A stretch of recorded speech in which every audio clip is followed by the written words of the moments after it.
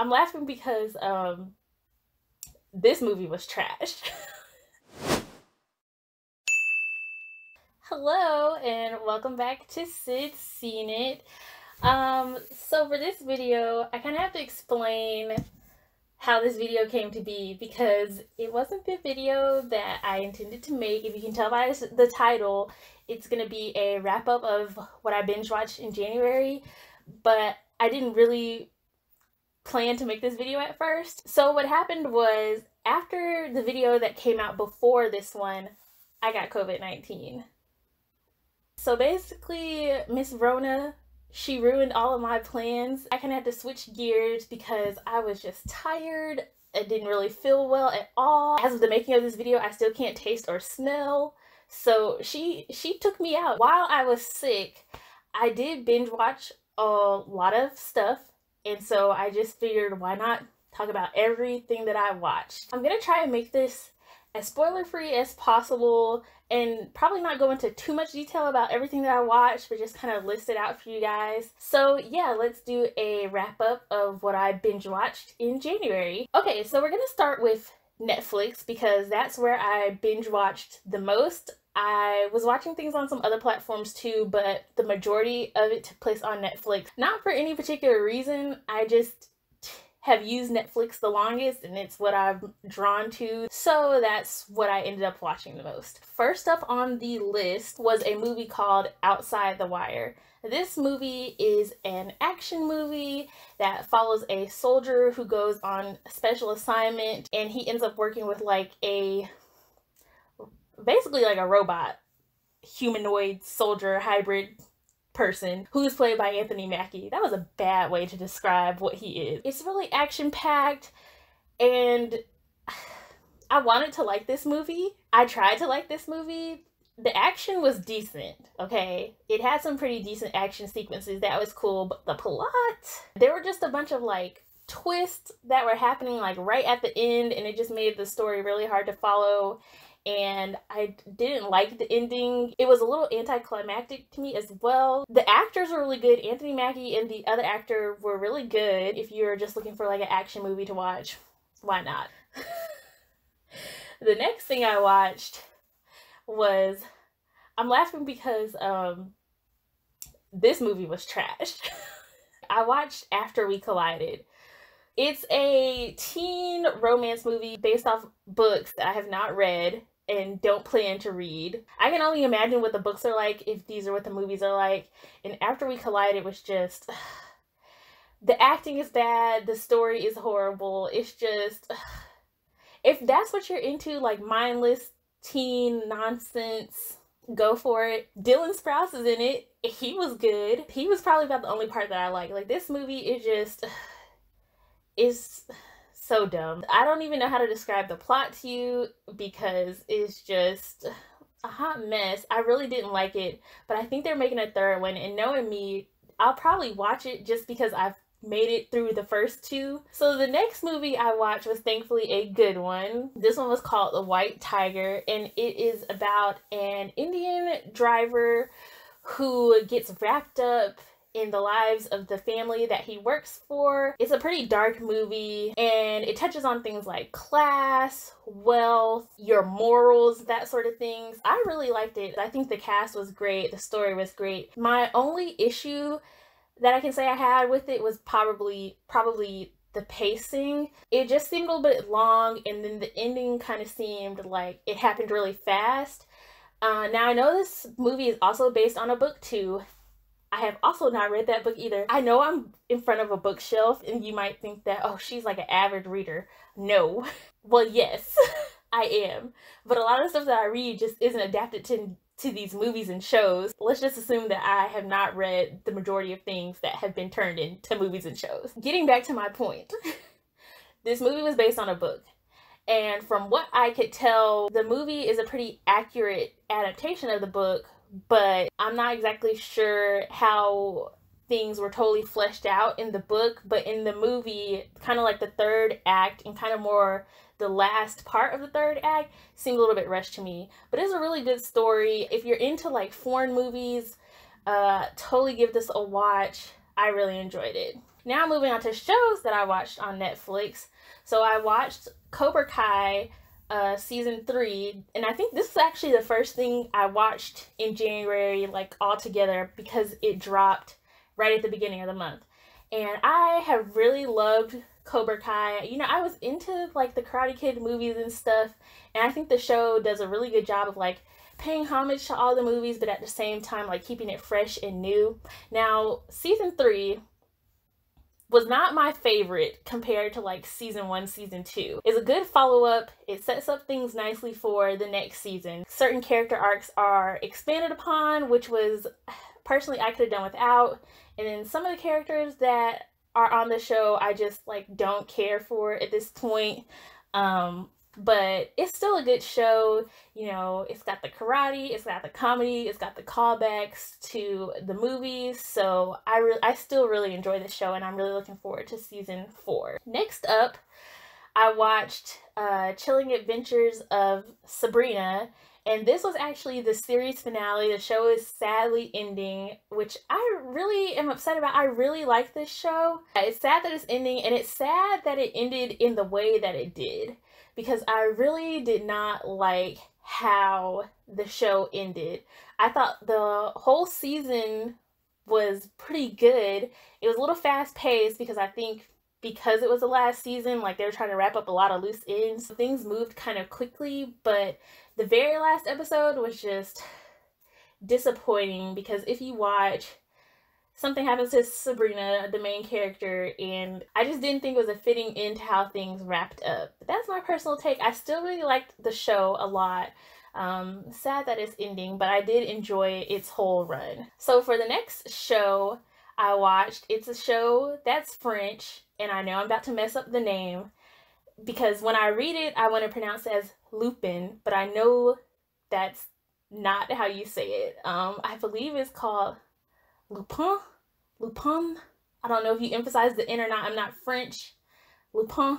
Anyways, I love this show. When I did some research on the show, I learned that I'm gonna say Lupin because that's just the American in me. I'm so sorry. But basically, this character is the kind of French equivalent to Sherlock Holmes, and it's a character that's been kind of like in French media, French publications for a long time. So this is kind of like the newest iteration. I really love this show. It's like a mystery heist situation, so if you're into that, you'll really like it. Kind of ends on a cliffhanger, so I'm hoping that there's a season 2 because I really want to see what happens, where the story goes. The next thing I watched was a reality TV show, and I kind of watched it because I was just looking for something that was just pretty easygoing, something I didn't have to pay too much attention to. So I watched the reality show called Bling Empire. It's basically like Crazy Rich Asians, but for reality TV. It follows these Asians and Asian Americans who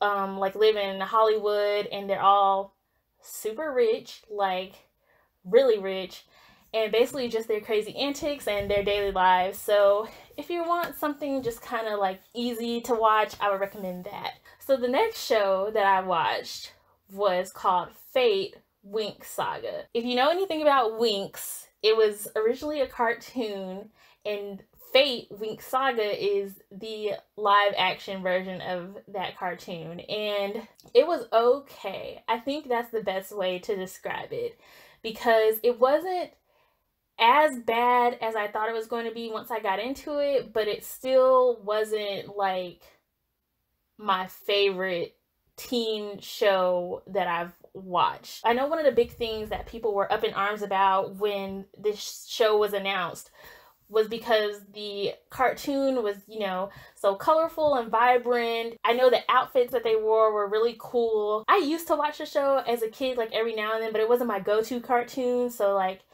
personally, like, it didn't seem like a big deal to me, but at the same time, like, it definitely looked like they dulled it down a little. After you get kind of past that, the story is decent, the actors are decent. I would probably watch a season 2 if there is one, but, you know, it wasn't like my favorite kind of like teen fantasy show with like magic and things like that. The last show that I watched was called Tiny Pretty Things. This is another teen drama show that revolves around ballet dancers at this dance academy. There was an attack at the academy, and one of the dancers gets hurt, and then a new student comes in. And I remember it was marketed kind of as like Pretty Little Liars meets ballet. And I was one of those people who was really into Pretty Little Liars until it went downhill like fast. I stuck around till the end because I had dedicated so much of my life to watching it. It really started to like not make sense after a couple of seasons. And it was a hot mess. But so I figured if I could watch that, I could watch Tiny Pretty Things. And this show was a hot mess as well. I really wanted to like this show. It's got dance, you know, that's different, that's interesting. Like, one of the main characters is this black ballerina, so I was super excited for that. But then you get into it and it's just like, the plot is silly. The characters, like, even the characters that I wanted to like, that I thought I would like, they all start doing stuff that's just stupid, and like by the end of it, I don't like any of them. But the drama was kind of enough to keep me going. But if you like really pay attention, it just does not make sense at all. I'll probably watch it if there is a season 2 and torture myself just like I did for Pretty Little Liars, because that's what I'm into. Finally, I want to give a special shout out because even though I watched it in December, I just want to let the world know that I did watch Bridgerton. I loved it. It was right up my alley. It's got the drama. It's got the outfits, the cast with people of a different race in this like historical drama. It's not the perfect show. I can admit that. But as someone who really likes historical dramas and period pieces and things like that, it was just right up my alley, and I can't wait for season 2. The next show that I want to talk about is a show I've been watching on HBO called 30 Coins. I love this show so much. Oh my gosh. It's described as a Spanish mystery horror show with like kind of an overarching religious theme to it too. And I really like it. It's just different. But if you're into like things like American Horror Story or shows that are kind of like horror, gory, things like that, I think you'll really like this show. It's in Spanish, but that shouldn't be a reason to stop you from watching it. I don't know if there's gonna be a season 2. It might be a limited series, which would be really upsetting, but I like the characters, I like the story, I like the sets, I like the like locations that they film in. It's just very different from a lot of things that I've watched recently. Another show that I watched also on HBO was I May Destroy You. It's a really good show, and it touches on some really relevant topics, things like sexual assault. It's a British drama, and it's just so well done. It has some funny moments, but then, you know, it also has some really serious moments and brings up like some very serious topics. But I personally really enjoyed it, and it's sad that recently like a lot of the, you know, award nominations and things are coming out, and this show was really overlooked in a lot of the nominations, so that's unfortunate. Okay, the next thing I watched, another HBO show, was the 2-part documentary series about Tiger Woods. The documentary, it doesn't like show him in necessarily a good light or a bad light. It just kind of shows his life and his career and kind of like the comeback that he's had, especially if you're into sports and, you know, just learning about athletes. I think it's a good watch. The next thing I watched, which has been such a treat, I'm enjoying this show so much, a lot of you have probably seen it, is WandaVision on Disney+. I liked the first couple of episodes, but it took about till episode 3 to like really get into the action. But this show, man, oh my god, it's so great. There's a whole bunch of videos out there about like fan theories and predictions of what is going to happen in this show, because it is kind of trippy and it does keep you guessing a lot of the time. I'm a couple of episodes in now, and so far it's been great. Things are starting to make sense. Things are starting to come together, and I'm really excited to see what else is in store. Another Disney Plus show that I have watched was this documentary series called On Pointe. It follows students at the School of American Ballet and like their whole season at the school. And I actually watched this before I watched Tiny Pretty Things, which I'm glad I did. It's a docuseries, so of course it's totally different from Tiny Pretty Things, but I just feel like one will make you appreciate ballet and one might not. It follows these super crazy talented kids like at this school. If you're into ballet or the arts or things like that, I'd say give that a watch. The final show that I tuned into for the month of January was Snowpiercer, which comes on TNT. It stars Daveed Diggs and it's based off of a movie of the same name, which I believe is based off of a comic, I want to say. And so basically the whole premise of Snowpiercer is that the world has frozen over and the only remains of humanity are located on this train that like goes around the world. I watched season 1 and I liked it. I think the premise is what's keeping me in it because some of the plot points are a little Some of the characters like I like, but I feel like there still needs to be a lot of character building. That was a problem in season 1, and I still think it might be a problem in season 2 from what I watched so far. It's still a cool premise. They're doing some interesting things. I really like the set too. Everything's like really confined and on this train. Daveed Diggs, I really like him as an actor, and there's another woman, Jennifer Connelly.